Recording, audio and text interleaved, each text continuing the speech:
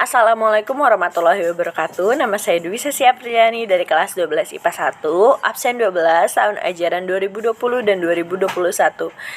Kali ini saya akan melakukan uji praktek kimia. Adapun praktek yang akan saya lakukan adalah uji kolugasi protein.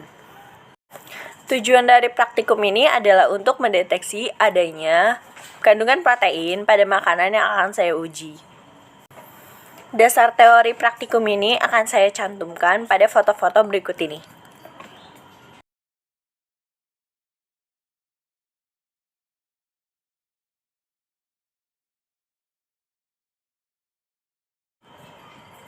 Sekarang kita masuk ke alat bahan yang dibutuhkan untuk praktikum ini. Yang pertama itu adalah mie instan, kacang tanah, susu putih, kecap, gula yang akan kita larutkan dalam air, dan juga cuka. Langkah pertama adalah kita menghaluskan bahan-bahan yang harus dihaluskan. Contohnya di sini saya akan menghaluskan kacang tanah. Jangan lupa ditambahkan sedikit air untuk mengambil ekstrak dari kacang tanah tersebut. Berlaku sama juga pada mie instan. Di sini saya menambahkan sedikit air. Ini dia ekstrak dari kacang tanah. Lalu kita masukkan ke dalam gelas dengan cara disaring terlebih dahulu. Ini dia ekstrak kacang tanah yang telah kita blender dan sedikit kasih air. Lakukan hal yang sama pada mie instan. Ini adalah ekstrak mie instan yang telah kita haluskan dan kita beri sedikit air lalu disaring. Lalu masukkan bahan-bahan lain seperti susu, kecap, dan juga air gula ke dalam gelas. Step selanjutnya adalah masukkan air ke dalam wajan ataupun panci, lalu kita didihkan sampai airnya mendidih. Kenapa dilakukan step ini? Karena koagulasi atau penggumpalan membutuhkan faktor-faktor untuk membantunya menggumpal. Salah satunya yaitu dengan menaikkan suhu ataupun temperatur sehingga dapat terjadinya koagulasi. Seperti yang bisa kita lihat, airnya sudah mendidih, lalu kita pindahkan ke wadah. Airnya sudah kita pindahkan, jadi kita sekarang menunggu airnya hingga bersuhu hangat-hangat kuku. Sekarang kita taruh gelasnya. Sekarang kita tambahkan cuka ke dalam larutan ini 3-5 tetes.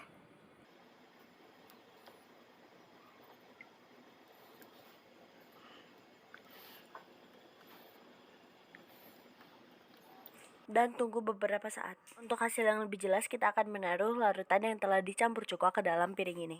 Jadi kita bisa melihat gumpalan-gumpalannya. Ini adalah larutan air gula.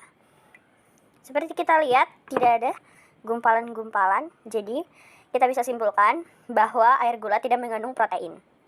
Lanjut ke larutan yang kedua, di sini ada kecap. Wow.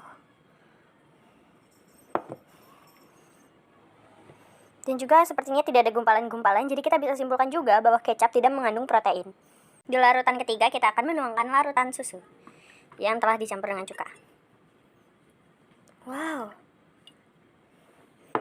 Seperti yang barusan tadi kita lihat, setelah kita menuangkannya, terlihat gumpalan-gumpalan seperti ini setelah diberi air cuka, yang menunjukkan bahwa dalam susu mengandung protein.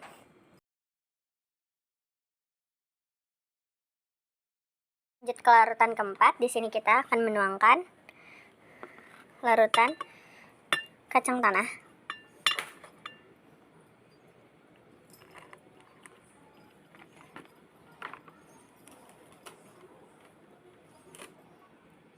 Seperti yang bisa kita lihat, adanya gumpalan yang menunjukkan bahwa di dalam kacang tanah ini mengandung protein.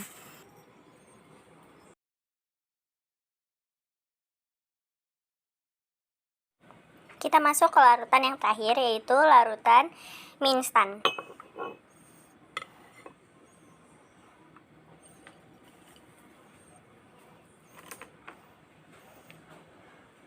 Seperti yang kita bisa lihat, adanya gumpalan yang menunjukkan bahwa di dalam mie instan ini terkandung protein, sama juga seperti kacang dan juga susu. Sekarang kita masuk ke analisa data uji koagulasi protein. Inilah analisa data dari uji koagulasi protein. Jadi kesimpulan dari uji koagulasi protein ini dari pengamatan yang telah kita lakukan dengan cara praktikum dapat kita lihat bahwa makanan yang mengandung protein adalah susu, mie instan, dan juga kacang tanah. Karena bahan-bahan tersebut menggumpal bereaksi dengan ion H+ yang ada dalam cuka dan juga pemanasan yang membantu proses koagulasi ini. Sekian dari saya, sekiranya itu saja yang dapat saya sampaikan pada presentasi uji kimia kali ini.